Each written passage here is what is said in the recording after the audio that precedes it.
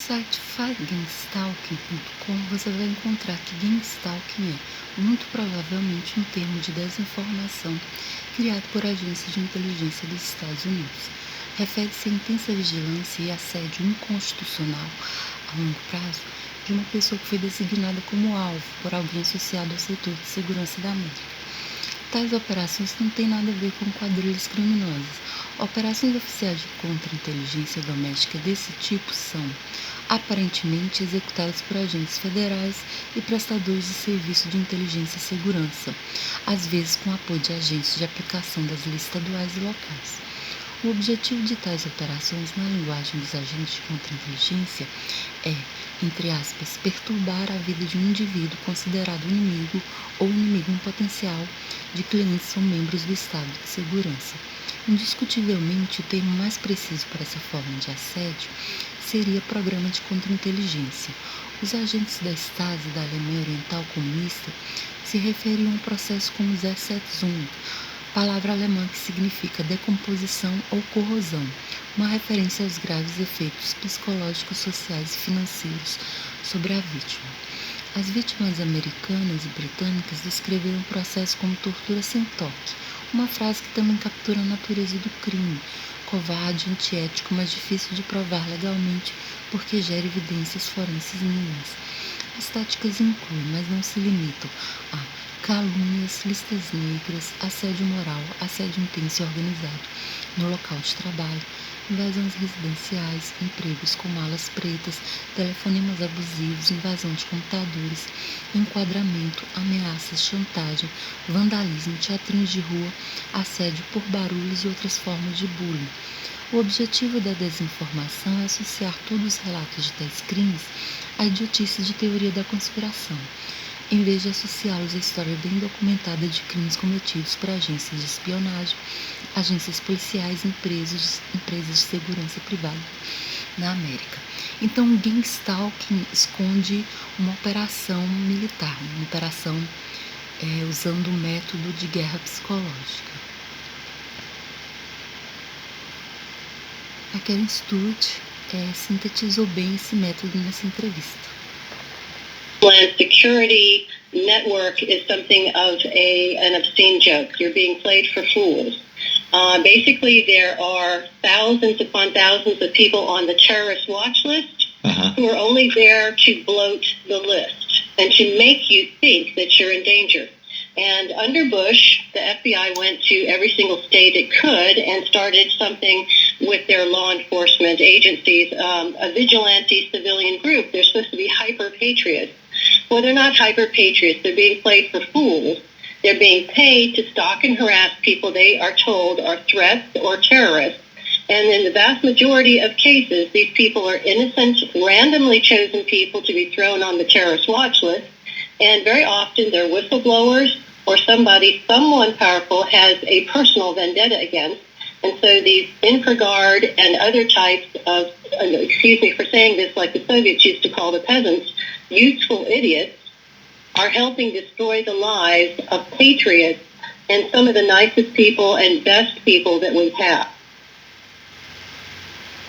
Ammunition, much of it hollow point ammunition that they try to tell us is for target practice, which it is not.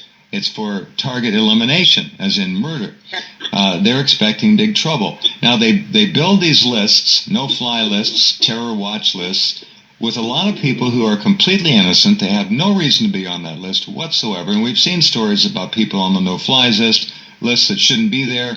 Good luck getting off the list. It's almost impossible. This is all a contrived bureaucracy to keep the DHF feeding at the trough, engorging itself with tax dollars or other dollars that are created out of thin air.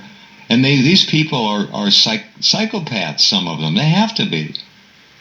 I would agree with your assessment. In fact, if you read about the Department of Homeland Security, you will find something shocking. They went to experts to help them design the operations of Department of Homeland Security. And these experts, some of them, one at least was from the KGB, and another one was from the old East German secret police. The Stasi.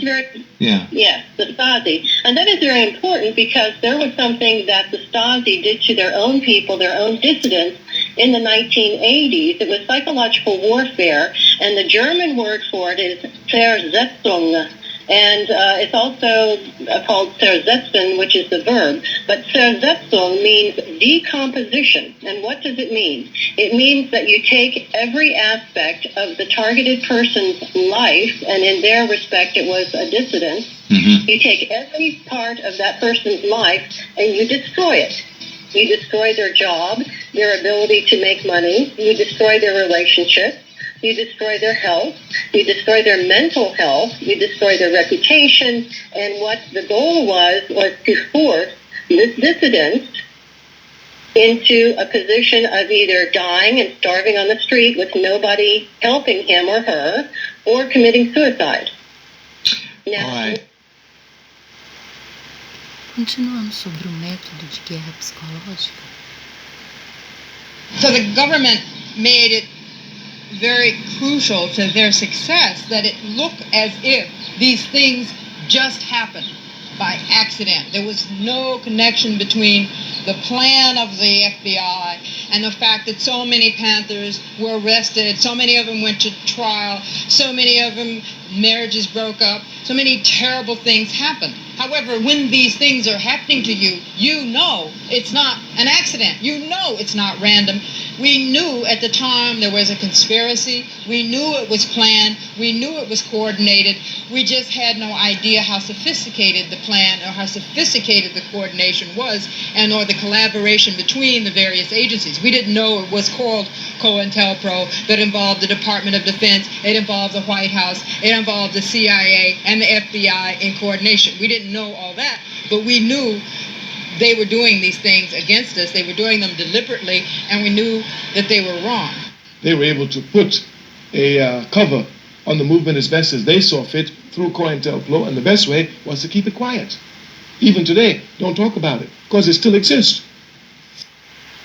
The fact that the government was spying on us meant that they would watch all of us. It's not a matter of only Pratt. They were watching Bobby Seale. They were watching David Hilliard. They were watching me. They would follow us. They knew where we went. They would tap our phone so that all of us come to one house and have meetings for 2 days. They're going to know this. Nobody knew that the chief witness again.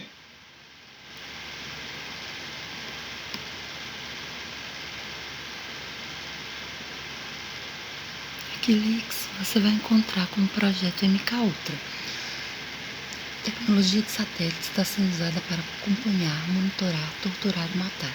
A tecnologia de satélite, presumivelmente desenvolvida e controlada pelo governo dos Estados Unidos, está sendo usada para rastrear, monitorar, torturar e matar americanos. Essa tecnologia é infinitamente mais assustadora e orwelliana do que a coleta de dados da NSA. Essa tecnologia também pode ser usada como instrumento de tortura remoto, não rastreável e arma letal. Então aqui é uma referência às armas de energia dirigida, Direct Energy Weapons, Neuroweapons, etc. Um aparato massivo de perseguição organizada também está sendo usado contra cidadãos americanos. Eles têm a capacidade de acompanhar, monitorar, assediar e ameaçar pessoas em todo o país. Seus números e enorme alcance sugerem envolvimento e financiamento do governo, possivelmente parte do vasto aparato de segurança interna. Os arquitetos criaram um sistema de controle governamental vinculado ao crime organizado, utilizando táticas semelhantes às da Stasi e dos nazistas. Então, aqui mais uma vez é uma referência ao método de guerra psicológica.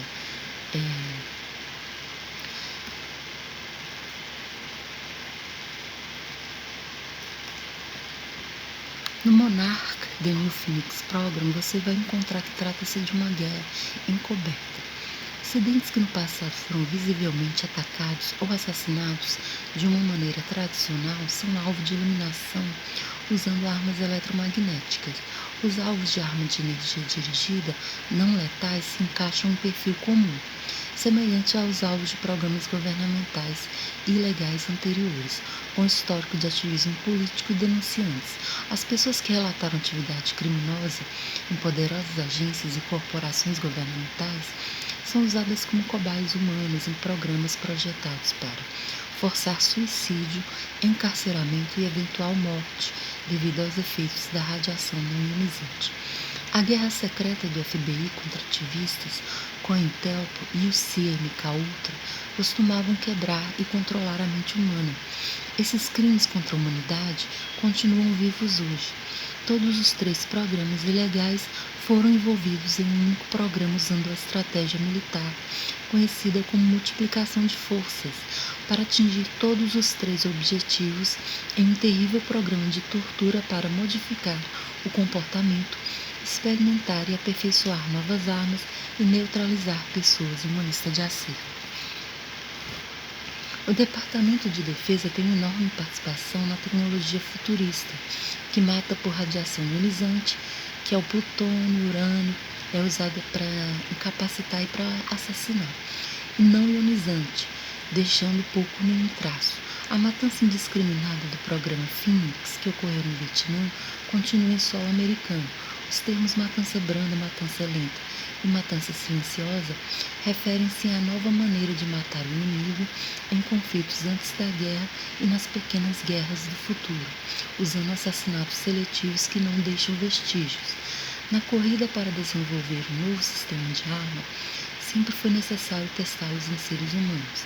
Aperfeiçoar as armas mais recentes, projetadas para matar lenta e silenciosamente e invisivelmente, além de aperfeiçoar o controle da mente humana, não são diferentes. Uma vez que o armamento tenha sido aperfeiçoado nesses poucos milhares de pessoas, as mesmas técnicas serão aplicadas em massa e à população em geral, e depois à humanidade como um todo. Então tem um livro e tem um documentário, Monarca, e New Phoenix Pro. Sobre as armas de energia dirigida, eu selecionei esse trecho da exposição do James Jordan. Moreover, you heard earlier about the idea of nanoparticulate matter that can be utilized in a weaponizable way. And here, too, we're looking very, very strongly at what nanoparticulate matter can do to the nervous system. Some ongoing studies with our colleagues in the medical branches of NATO have, in fact, shown that the use of nanoparticulate matter in a scatter arrangement can be used to incur what looks to be broad-scale epidemiological stroke epidemics.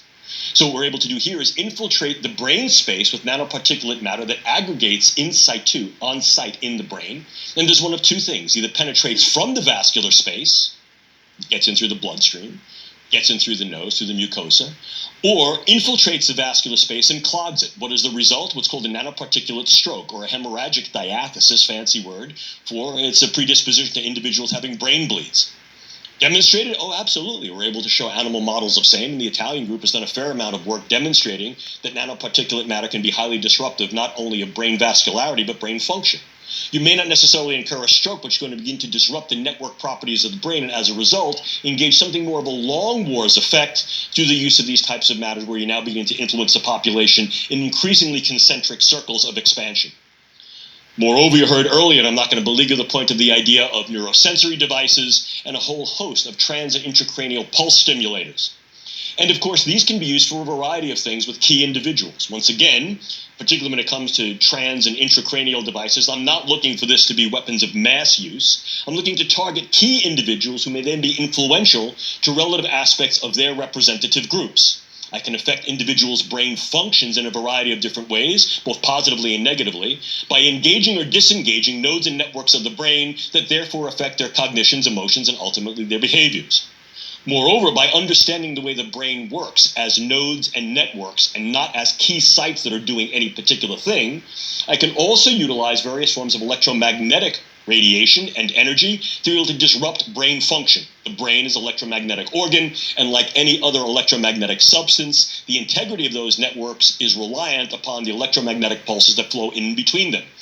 Utilizing electromagnetic sensory and disruptive devices in this way, with ever greater fidelity and with ever greater granularity, can be used as not only an organ against individuals, but against groups. And in fact, this is some of the work that we've seen that has been conducted previously in what was the Soviet Union, now Russia, and also China is looking very, very deeply into what electromagnetic pulse generation can do to the brain with regard to treating diseases and also incurring certain disease states in individuals who may then be susceptible, who may be exposed to such pulses. Of course, the dual-use viability of that becomes evident. Something my colleague Jamie Canton likes to play with an awful lot is the idea of specialized neural operations. And here, once again, we're talking about the use of either drugs and or devices to modify the integrity of brain function that we realize can also modify individuals' perception of time and space. We talked earlier about how these may be used in interrogation scenarios, and this too may be used against key individuals to be able to modify their perception of time, their perception of what occurred and what did not, memory modification, etc. If we keep pushing the envelope a little more, we need not limit neurological modification, engagement, and weaponology to the human frontier, who may recognize also that anything biological can then be weaponized. Here we're talking about primarily this idea of weaponized, non-human animal drones. And clearly the one that comes to mind is something referred to as the DARPA Beetle. This is nothing prototypic. This was a research, development, test, evaluation, and small-scale use enterprise where DARPA was looking to understand how to affect the nervous system of a living organism through the use of integrated biosensors and engaging articulative devices. And what the DARPA Beetle, as well as the DARPA Fly, demonstrated pretty well is that we can harness the nervous system of an insect, particularly a fairly large insect such as a beetle of this magnitude, as well as smaller insects the size of a large bee and perhaps a large fly, as we'll see subsequently. And by harnessing into their nervous system through the use of very, very fine-scale wiring and the use of optogenetics, coupled with an onboard battery pack that is solar sensitive so the battery never runs out, and the use of onboard RFID sensors that allow us real scale, both sensing and communication with that simulatory pack, it allows us to engage the nervous system of that organism. So that would be as if I'm saying I take a particular thing, I strap it onto my bug, I infiltrate that bug's nervous system, and I control the way it moves. By controlling the way it moves, I control the way it goes. I control its wings pattern. I control where it hovers, where it flies, where it articulates. And what I can also do is I can then couple this to a very, very small scale set of either biosensors or cameras. And what I basically have here is a biodrone. I can go one step further, and I can also impregnate that individual organism, with a very small-scale weaponizable delivery mode. In other words, if I'm using a very, very small-scale bioweapon, such as a very potent organotoxin, or the delivery of a very small level of microbes that we know can either replicate and infect, or is genetically modified to have a very, very high morbidity effect, I can then utilize this not only as a reconnaissance drone, but also as an infiltrative weaponizable drone that can then deliver some payload to a specifically small and contained group in a very specialized way, or if I use enough of them, an ever-expanding larger group. Now, obviously, the reason that DARPA was looking to do this was primarily to understand how nervous systems work and may be then engaged with a variety of techniques. This has now been commercialized to a group that is called Dragonfly. And although Dragonfly explicitly states that their funding has not come from the Department of Defense, and that their iteration of this type of device and integration of a biological organism is not for weaponizable purposes, I think that the potential dual use is evident for any and all to be able to observe the viability of this type of thing to create, essentially, a biological or cyborg drone.